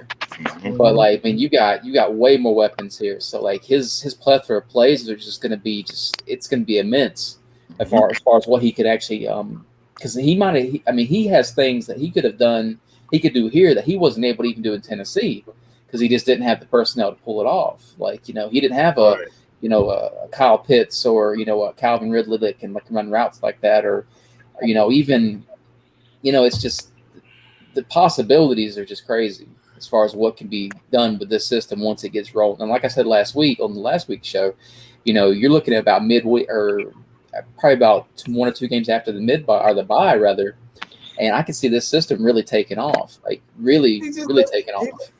He has a Matt Ryan. He said it earlier. He had to dumb down his offense in Tennessee because Mr. Ryan Tannehill did not understand the language of the plays. It was really that simple. So, yeah, it really was. Once you have a quarterback, for one, this is no disrespect to any of the NFL players, but you got to be smart. And a lot of these quarterbacks, they fail because they're not very intelligent. They're great athletes, but when it comes down to retaining information and being able to convey that and you know when to calm Julio down when Julio look, I need the ball. Like, bro, like you got to understand how to put all those skills into one. So it's all these people talking about, oh, he's going to be a great leader. Fields hasn't even learned how to look at a defense. All right, I'll tell you this. You saw 9 sacks, but I've seen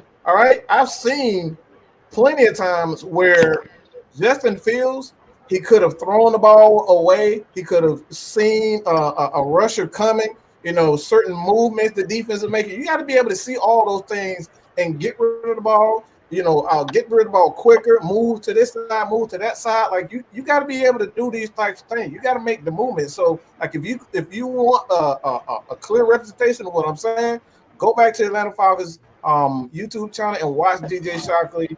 You know, like changing the running play. You see a safety coming down. You saw Matt Ryan change the running play and change it. You know, go to the left side.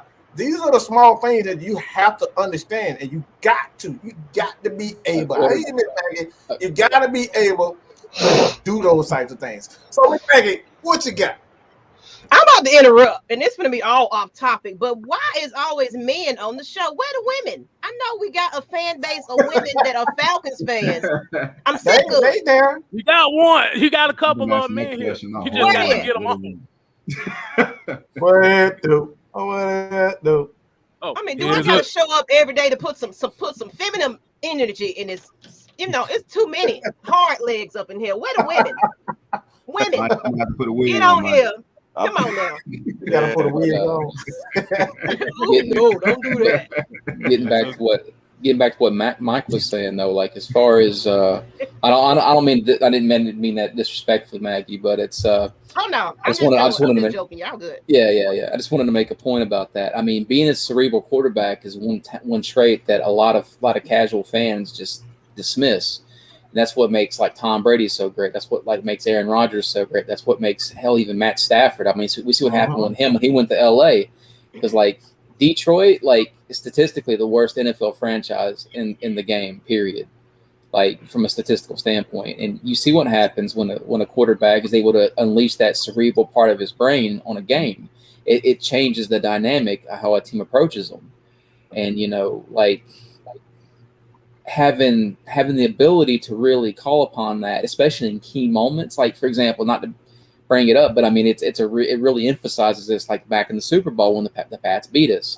Like being Tom Brady being able to call on that part of his like cerebral, like, you know, part of his brain and tell his team and get them organized and collected and, you know, just go out there and execute. Like that's something you really can't teach. Like you have it or you don't. And that's one of the key traits that I just hope that this regime really values when they do finally go to find their next quarterback. Because, you know, you can't, like I said, you can't replace that part of Matt Ryan unless you can find somebody as cerebral or more cerebral than him, and that's a tall order. It really is. Lucas, what you got to say, Lucas? Hello. How are you guys doing? What's going on? What's going on, homie? Pretty good. I didn't know he had a chance to say anything. We sorry. That's all good. So I don't got a whole lot of time. I'm actually working on an essay for college right now. But I was wondering, what do you guys think, or how long do you think Dean Pease is here to stay? I mean, I think what it is you gotta remember his son is also on this staff too. So, like Mike said, probably about 2 or 3 more years, and then he's gonna pass the reins on to his son. Okay. Sound How good to old me. is Dean Pease? Ain't he like in his 70s? Yeah. Mm-hmm. Yeah, he's like 71. I mean, I think. Dick LeBeau coaching too. He's like 80 years old, so it's not out of possibility that he can coach till he is 80. I think Dean Pease just can't stay. You know how some people it's embedded in them football. He even said it like he didn't feel right sitting at home doing nothing. I think with somebody else has said that too. It's like he just want to just coach. He just can't. It's in his DNA at this point. So he's gonna go until the wheels fall off of him, till the teeth fall out, till all that gone. I mean, Pete Carroll's the oldest coach in the league, but I don't think any Seahawks fans are scared of him leaving. Yeah. Right. What'd you say? The Legion of Boom was gone, and now it's like whatever. Yeah, I mean, you know, He's gonna be around for a minute. Like you had a lot of older coaches. Obviously Coughlin was in New York for a long time. Then he went to Jacksonville, I think. So yeah. There's gonna be that. He gonna put the salsa on it, man. I'm trying to tell you, he gonna do some salsa. I'm telling you, he gonna put it on the Falcons defense. I'm telling you, man. He's gonna put it. You know what it is too is that it's like too. I watch you guys. I've been watching you guys for a long time, right?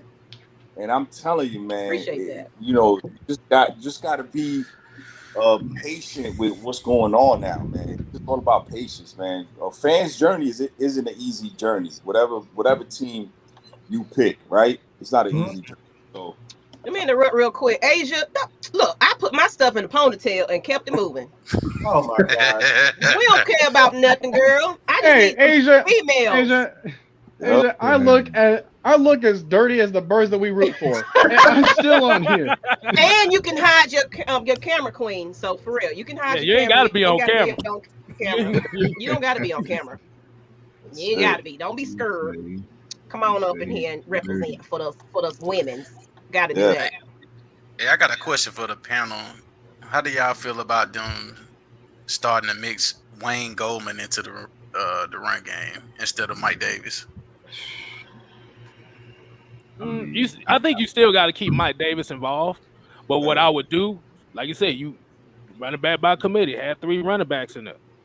I mean, because you have to think about these 3 running backs we got are not low. They're not low carrying backs. Like you can get 8-9 carries out of each of them.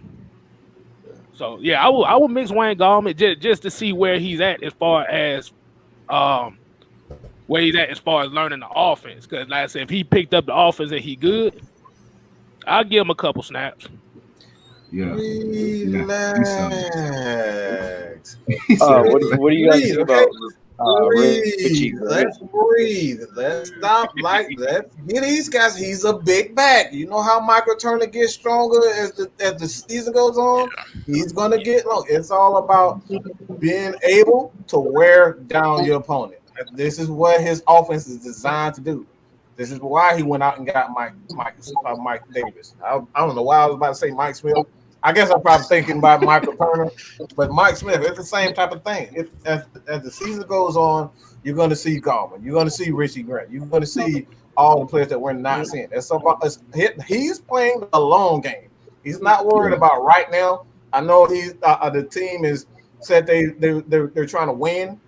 That right there is you're still trying to win, but realistically, they know they're trying to implement the system. And then year 2, the system is in place. Now you can really play the guys like Richie. You can play Ogundeji and these guys. So it's all about patience.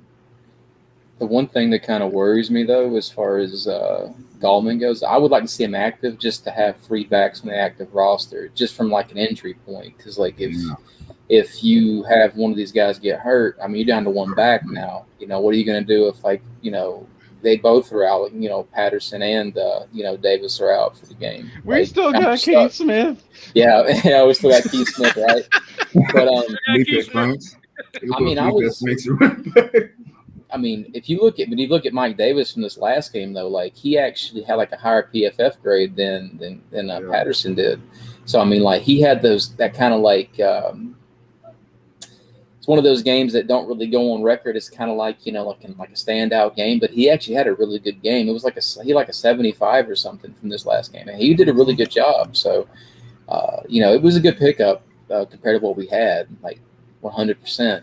So, as far as like Gallman, I'd like to see him on the active roster just from like an injury standpoint, just in case, because I definitely don't want to see anybody but Davis or Patterson or Gallman running the ball right now. Yeah. I was going to say this real quick. It's going to be like, it can seem easy for a player to get the ball, right? But it's a different story for a player to get a role on the team. And I think that's probably what Wayne Gallman's waiting for. I think he's waiting for his role on the team because, as Mike alluded to, we may not need him right now. Yeah. We might need him in December, in January, when we're going to need these tough yardage. And, because hey, we got Buffalo in like early January or late December. I want to see him then. Woof, it's gonna be. Yeah, that's gonna be a rough game. Boy, that's gonna be snow angels everywhere. People getting put through tables left and right. It's gonna be crazy. Exactly. Like, I don't see how they do that. They be in -9-degree weather jumping off tables. Not me. Listen, man, up here, I try to catch. That's why I'm glad that the Falcons always come up here October, September, because the weather November, December up here is no joke. I'm telling you, I was at the stadium, like I said, 2011 when we lost, scored 2 points. I was like, oh man, it's brutal up here, and Buffalo's even farther up north. You know what I mean? Oh yeah. So Buffalo's about. It should be about 6 hours from where I live, and I live 10 minutes from Giant Stadium. Okay. So it get crazy over here in the wintertime. So you're gonna need running backs to kind of pace themselves, especially somebody like Mike Davis and stuff. But I like what Cordell Patterson's doing right now. I don't know. I like, his swag is on 1,000 right now.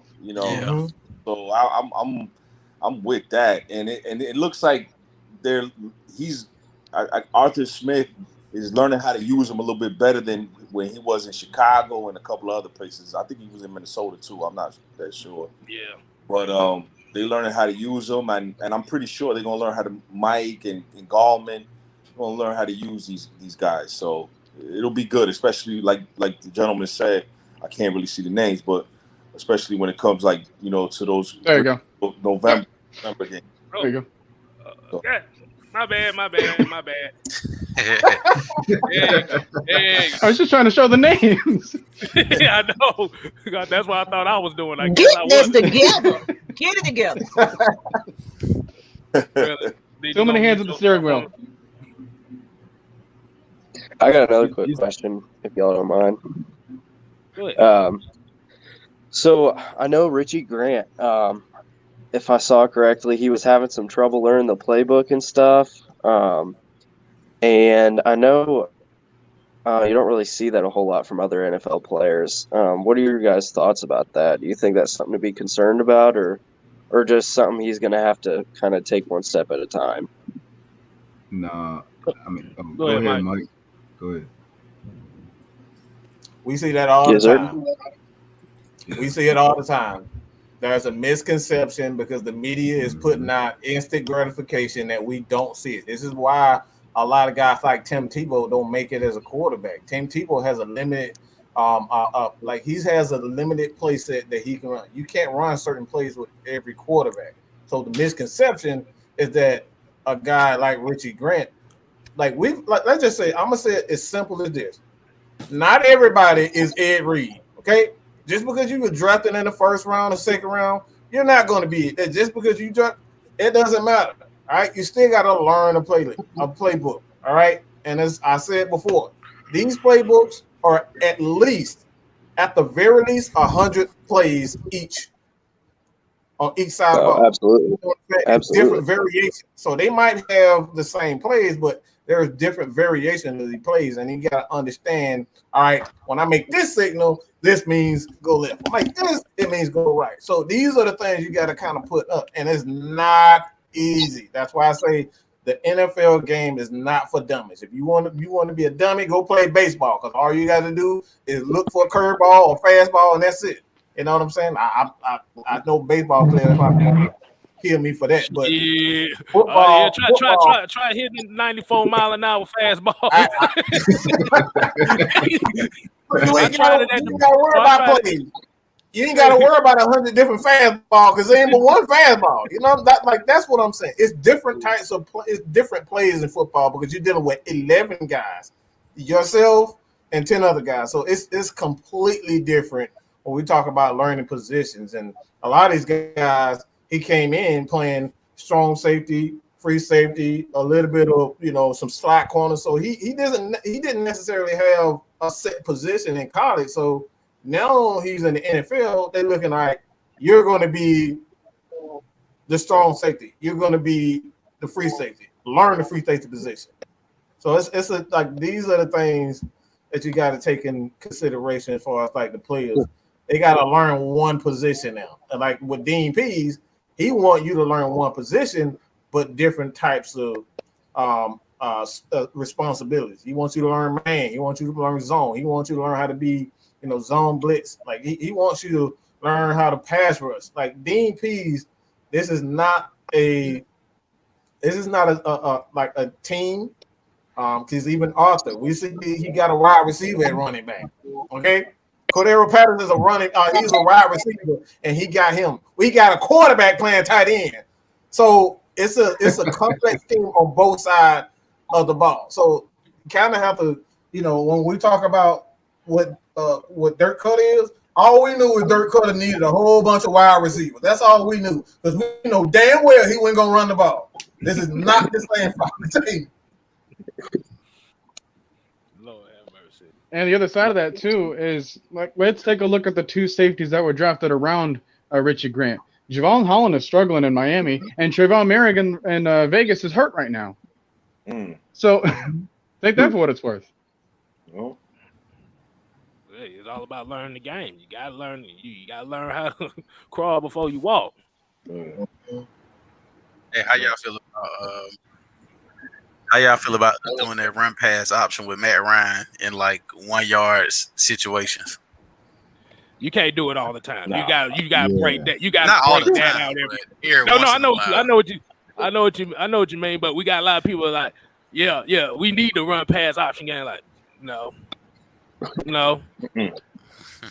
we already brag about Matt Ryan getting hit enough. You want him to get hit running the ball? no, That's why. I'll be damned. no, we don't need that. Right. Exactly. But little fellas, man, I'm about to hop off, man.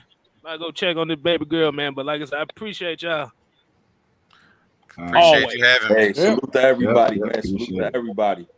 All right, later. Exactly. Much All love. right, man. See ya. So, well, what we'll kind of do is kind of get everybody's final thoughts for the most part.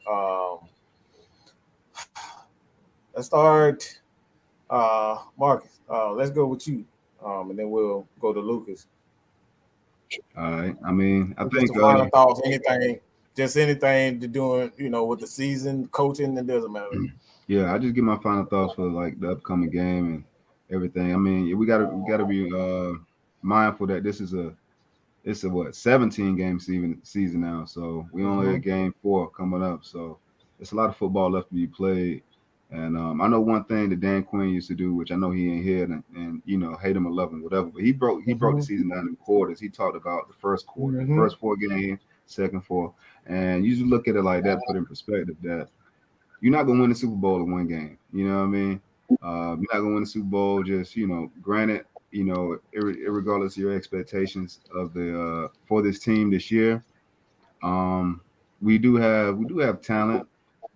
We have a quarterback. We have a lot of things that can make us competitive, but just know it's gonna be some transition period. It's gonna be some growing pains with knowing this new system on offense and defense, because we switched up the entire team, and it's a major change that's taking place. So this transformation. So I expect this to go in and spank Washington. I really don't have I'm really not no fear, especially with the quarterback situation. I always look at it started at the top. I mean, and the person that's going to test the ball the most for that team is the quarterback.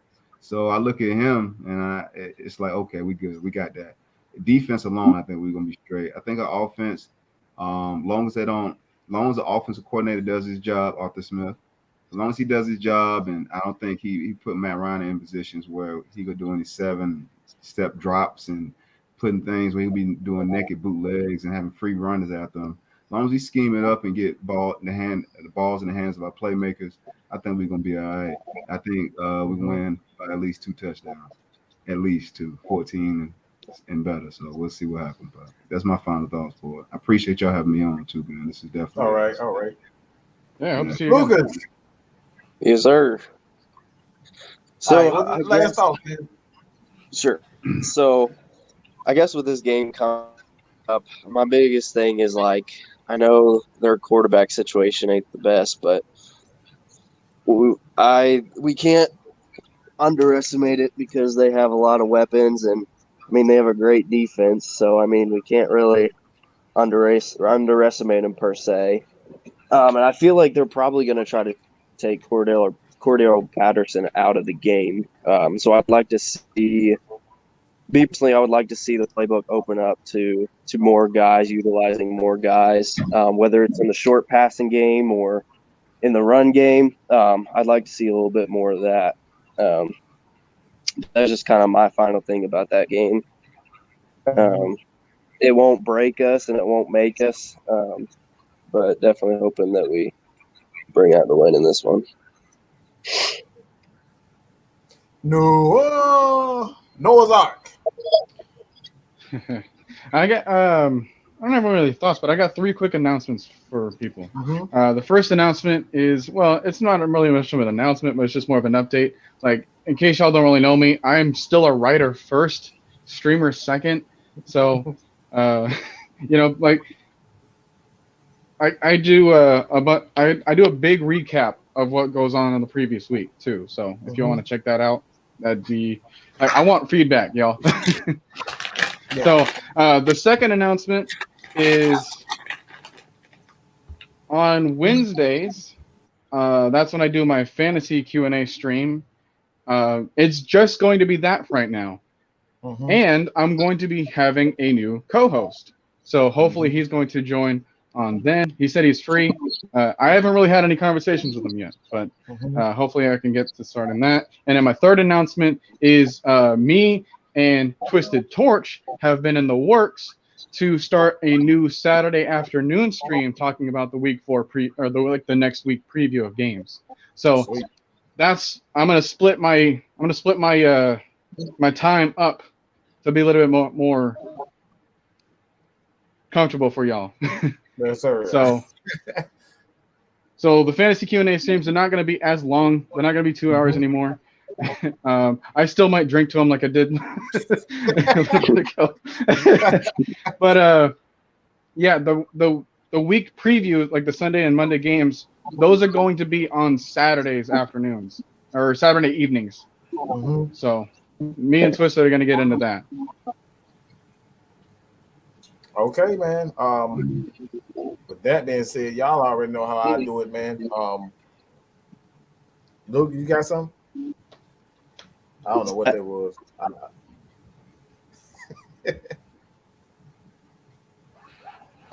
I'll just say this.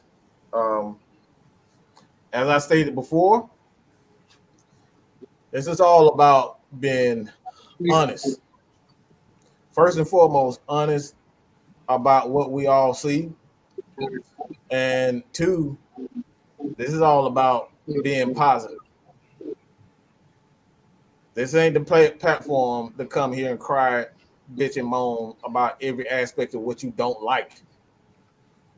We can come here, that's what the post games are for. Post games and Monday is our cooler heads. You know what I'm saying? That's the last chance to really get out your, frustrations or your worries about what a team. That's what the post game is for. We can cry, bitch, and moan as much as we possibly can on the post games and on Monday. But for the most part, we try to keep it as positive as we possibly can because, like I said before, we already know ESPN, Fox Sports, all they want to do, and even a lot of content creators in Atlanta, all they want to do is sit here and tell us what we can't do, and we're gonna rebuild. We suck, you suck. Like we're gonna keep up the negativity. This ain't what we do here. We all about positivity. We all about uplifting our players. If, like I said before, what I do, if I see anybody that has a bad game, I'm hitting them up on Twitter. Getting some positive affirmations instead of tweeting people, "You suck, I hate you, I'm gonna kill you," all that type of stuff. I've seen all types of stuff on the internet. Let's uplift these players instead of just throwing a bunch of hate at them. All right, we're supposed to be Falcon fans, like Dean Pease. If you're a Falcon fan, why are you always talking about negative things? So you know what I'm saying. So at the end of the day, this is a place for positivity. All right. And that's what that and that's that. What Miss Maggie, what you got? Lucas, I had to mute you because this is giving off a little echo when you come on. So I put you on mute, so don't feel bad about that. But as far as what I got going on, of course, everybody know I'm more the producer in the back. I don't really jump on the screen and skimmo, but I am recruiting.